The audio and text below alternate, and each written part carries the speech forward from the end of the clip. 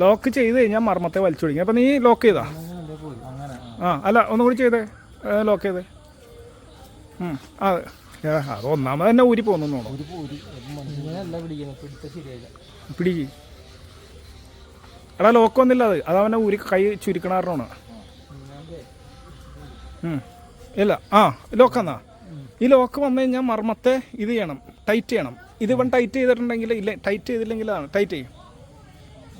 Tight ചെയ്ത് കഴിഞ്ഞാൽ നിങ്ങളെ കുനിയും.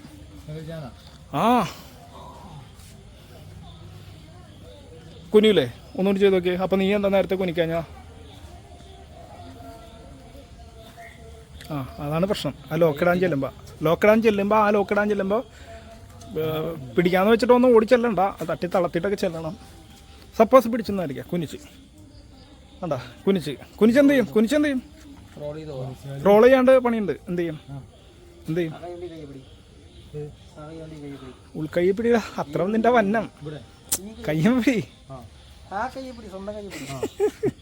പൊക്ക് പൊക്കടാ.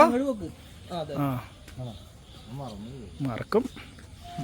ചെയ്യേണ്ട ആവശ്യം, ഇതൊന്നും പ്രാക്ടിക്കലി ചെയ്യാൻ പറ്റിയ സാധനമല്ല.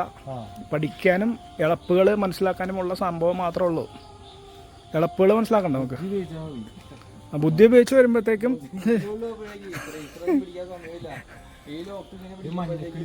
ലോക്ക് കളരിയിൽ പഠിപ്പിക്കുന്നതേ